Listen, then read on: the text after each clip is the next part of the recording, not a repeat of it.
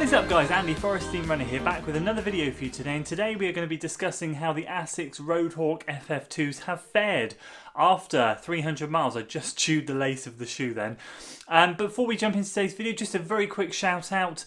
The Strava group is growing and it's absolutely fantastic to see all of you in there. Link is in the description below. If you are on Strava, make sure you click the link below and head on over and join the FOD running YouTube group. I do have some great plans to do some community-based videos based on the statistics and the runs that you guys are doing. You're putting me to shame. It's incredible. So anyway, let's jump into today's video.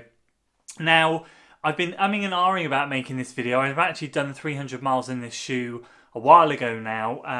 Got the Nike Zoom flies and kind of neglected it. But I always say to you guys that I like to give you a perspective on a shoe at the beginning, my first impressions, and after a set number of miles. Now, I kind of set the bar quite high. I like to try and do 400 to 500 miles per shoe, per brand, whatever it is I'm reviewing. Because for me, I like to try and get that amount of miles out of a shoe before retiring them. That for me is a decent amount. This thing has only made 300 before I decided to retire it. There are a few reasons why, but before we jump into it, I'm going to ask you guys a question, and this is going to lead into the conversation here.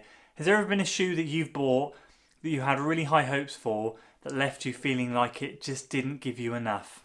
That was this shoe. Some great points about it, also some negatives. Made me retire it early. I'll talk in particular about why. But let me know in the comments below if you found a particular shoe brand that you found this with. Now, I'll start with the good because there are some incredibly good things about this shoe. I love whatever ASICS have done with the flight foam in the sole. I don't understand, and I'm not technical, so I don't know how this sole is structured. It took about 50 miles to break in, 50 to 100 miles, I'd say. It's quite hard when you start off. It does feel like it needs a bit of breaking in. However, when I was patient and broke it in, it was really, really nice. I really enjoyed the ride.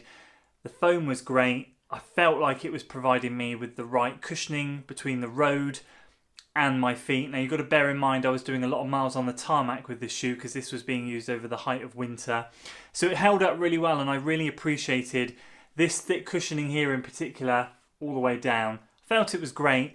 However, towards the end, well, I say towards the end, it's still got a lot of life left in it really, but towards near the 300 mark, it was just starting to harden up again. It's just losing that bounce. There seemed to have been a sweet spot between like 75 miles-ish and about 250, and then after that it kind of deteriorated. So that was fantastic. I also loved the quality of the shoe. After 300 miles, I got, you might have seen it in the intro, just the tiniest hole, which is under this, it's not Flyknit obviously because that's Nike, but under a similar type of mesh material, just the tiniest hole. Other than that, that is literally the only blemish on the shoes. I think they've done 323 miles to be precise. In my book, that's pretty decent. So the quality, once again, as I always find with ASICS, absolutely fantastic. That's why I love their shoes. The quality is great. Tongue was a lot thinner than what I was used to on some of my other shoes, especially the gel versions of shoes.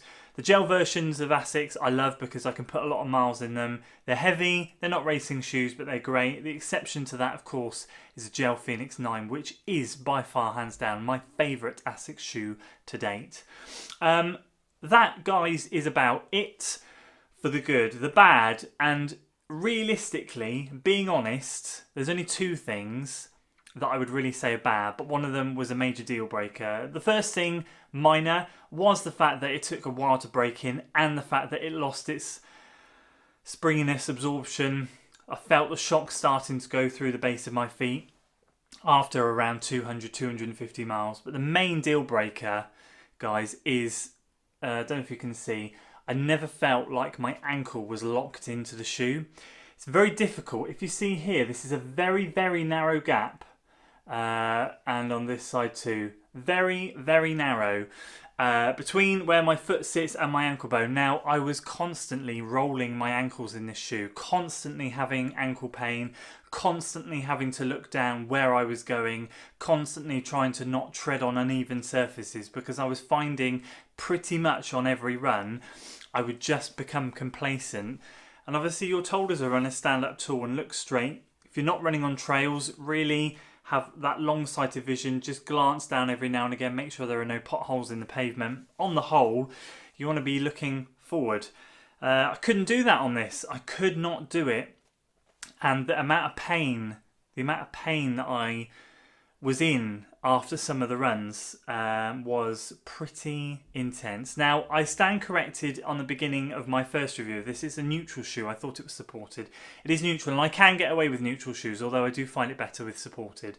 The Nike ones, obviously, that I'm running in now, I believe they're neutral too, but they're so cushioned they don't feel it. The sole in here is pan flat. So if you are on that verge of neutral needing support, this won't last you very long like me. So what was happening is my foot was landing, not only was it rocking in a bit because of the flat sole and my foot naturally wanted to roll in, but then if I landed on something, my ankle would just kind of like bend the other way as my shoe went that way.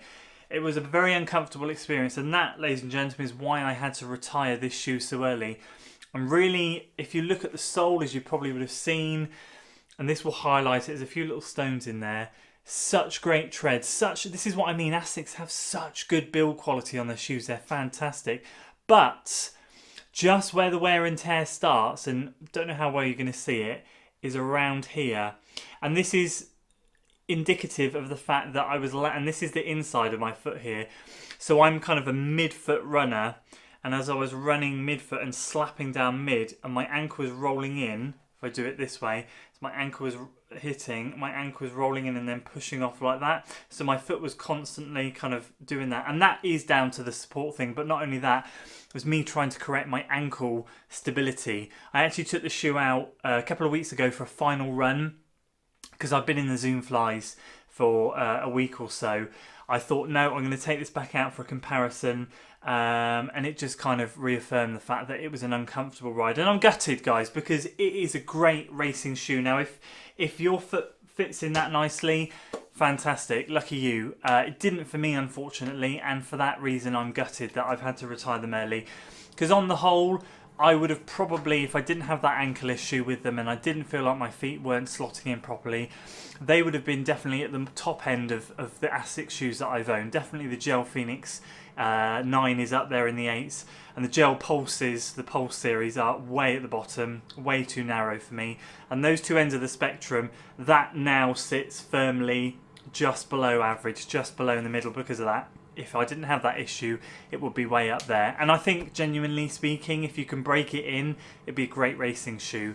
Raced my 10k in that earlier in the year, 36.17, so it's a decent shoe and it can get you moving for sure. So those are my thoughts after 300 miles, guys. I apologise it's taken a while to do this video. I kind of wanted to do it, moved on to the Nikes, didn't want to do it, but then felt like I hadn't tied up the loose ends, so now we have. Love to know your thoughts if you've run in them, what you think, how you feel about them, and as I said, if you've ever had any shoes that are particularly uncomfortable in that way that have just disappointed you. That's it from me today, guys. If you like this video, please do give it a like, share it with your friends, and of course do consider subscribing to the channel for weekly running content. If you haven't already, there's a couple of days left to vote for this YouTube channel, and of course my virtual running events company at the Running Wars 2019. If you could spare 2 minutes, that would be incredible. Links are in the description below, and of course if you'd like to support what we're doing here at the channel, you can do so by donating. Link is in the description below. That's enough from me. I'll see you next time. Until then.